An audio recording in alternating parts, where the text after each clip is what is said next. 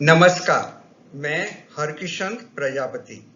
आज हम what Purnima, what वृक्ष की पूजा और सती सावित्री की कहानी सुनेंगे। साथ में इसी कहानी के आधार पर भगवत गीता के 3 श्लोक भी समझने का प्रयास करेंगे। हिंदू धर्म में सभी पूर्णिमा तिथियों का अलग महत्व है और इनमें पूजन करने का विधान भी है। पूरे साल में 12 पूर्णिमा तिथियां होती है, जिनमें से ज्येष्ठ महीने की वट पूर्णिमा का विशेष महत्व है।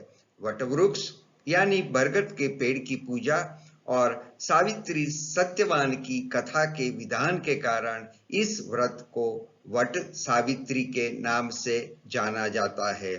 सावित्री को भारतीय संस्कृति में एक ऐतिहासिक चरित्र माना जाता है।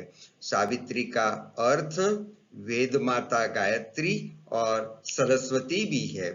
पुराणों के अनुसार बरगद के पेड़ में 3 देवता ब्रह्मा, विष्णु और महेश निवास करते हैं। इसलिए इस पेड़ की पूजा करने से सभी मनोकामनाएं पूरी होती है।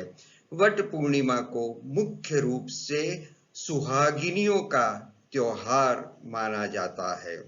पौराणिक मान्यताओं के अनुसार इस पूर्णिमा तिथि में सुहागिन महिलाएं व्रत उपवास करती है और पति की लंबी उम्र की कामना में बरगद यानी वट वृक्ष की पूजा और परिक्रमा करती है और सती सावित्री की कथा सुनती है।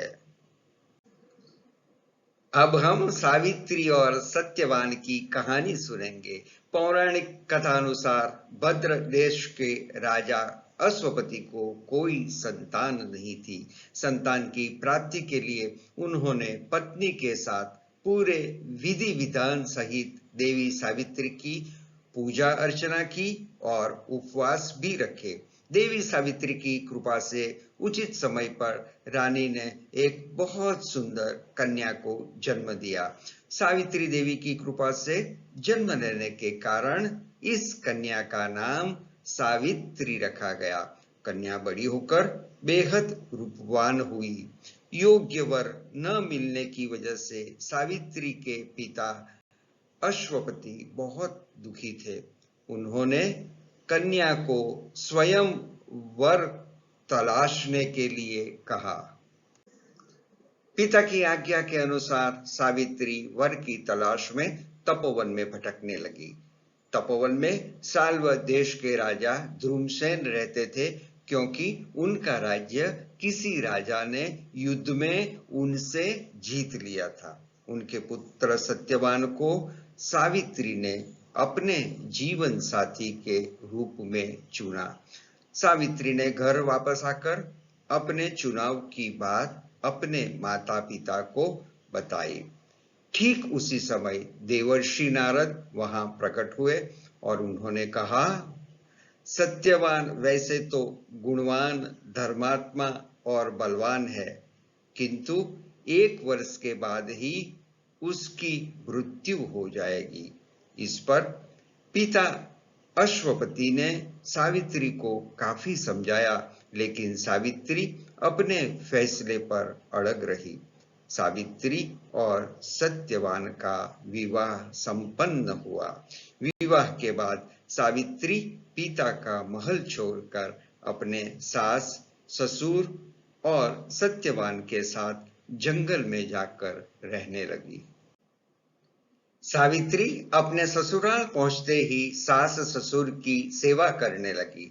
सावित्री ने सत्यवान की लंबी आयु के लिए उपवास रखना शुरू कर दिया। हर दिन की तरह सत्यवान उस दिन भी लकड़ी काटने जंगल चले गए और साथ में सावित्री भी गई। जंगल में पहुंचकर सत्यवान लकड़ी काटने के लिए एक पेड़ पर चढ़ गए। तभी उनके सिर में तेज दर्द होने लगा। दर्द से व्याकुल सत्यवान पेड़ से नीचे उतर गए। सावित्री ने सत्यवान के सिर को गोद में लिया। तभी वहां यमराज आए और अपने साथ सत्यवान को ले जाने लगे। सावित्री भी उनके पीछे पीछे चल पड़ी। यमराज ने कहा, पृथ्वी तक ही पत्नी अपने पति का साथ देती है, अब तुम वापिस लौट जाओ। लेकिन सावित्री नहीं मानी। यमराज ने सावित्री को वरदान मांगने को कहा। सावित्री ने कहा कि मेरे सास ससुर वनवासी और अंधे हैं, उन्हें आप दिव्य ज्योति प्रदान करें। यमराज ने कहा, ऐसा ही होगा, जाओ, अब लौट जाओ। लेकिन सावित्री अपने पति सत्यवान के पीछे पीछे चलती रही। यमराज ने कहा, देवी, आप वापस जाओ। सावित्री ने कहा, भगवान, पति के पीछे चलना मेरा कर्तव्य है। यह सुनकर यमराज ने फिर से उन्हें एक और वरदान मांगने के लिए कहा। सावित्री बोली, हमारे ससुर का राज्य छीन गया है, उसे पुनः वापिस दिला दे। यमराज ने सावित्री को यह वरदान भी दे दिया और कहा, अब तुम लौट जाओ। लेकिन सावित्री पीछे पीछे चलती रही। यमराज ने सावित्री को अभी तीसरा वरदान मांगने को कहा। इस पर सावित्री ने 100 संतानों और अपने सौभाग्य का वरदान मांग लिया।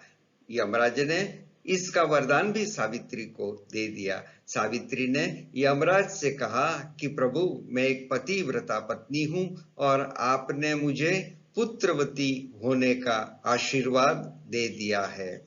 यह सुनकर यमराज को सत्यवान के प्राण छोड़ने पड़े। यमराज अंतर्ध्यान हो गए और सावित्री उसी वट वृक्ष के पास आ गई जहां उसके पति का मृत शरीर पड़ा था। सत्यवान जीवंत हो गया। माता पिता को दिव्य ज्योति प्राप्त हो गई और उनको खोया हुआ राज्य भी वापिस मिल गया। तभी से सुहागिन महिलाएं अपने पति की लंबी आयु के लिए ये व्रत रखती है और वट सावित्री व्रत की कथा सुनती है। अब हम इसी कहानी के आधार पर श्रीमद् भगवद गीता के 3 श्लोक समझने का प्रयास करेंगे। भगवद गीता अध्याय 9 राजविद्या राजगुह्य योग, श्लोक नंबर 26 में भगवान कहते हैं, जो मुझे भक्ति और शुद्ध मन के साथ एक पत्ता, एक फूल, एक फल या कुछ पानी प्रदान करता है, तो मैं इस प्रसाद को शुद्ध हृदय से स्वीकार करता हूं। श्लोक नंबर 27 में भगवान कहते हैं, हे अर्जुन, तुम जो कुछ करते हो, जो कुछ खाते हो, जो यज्ञ करते हो, जो दान देते हो, जो तपस्या करते हो, वह सब मुझे अर्पण कर दो, सब कुछ मेरी भक्ति में लगा दो। श्लोक नंबर 29 में भगवान ने कहा है कि मैं सभी के लिए निष्पक्ष और सबके लिए समान रहता हूं। न मेरा कोई प्रिय है, न तो कोई अप्रिय, किंतु जो मेरी उपासना करते हैं वे सब मुझ में है और मैं उनमें हूं। बहुत धन्यवाद।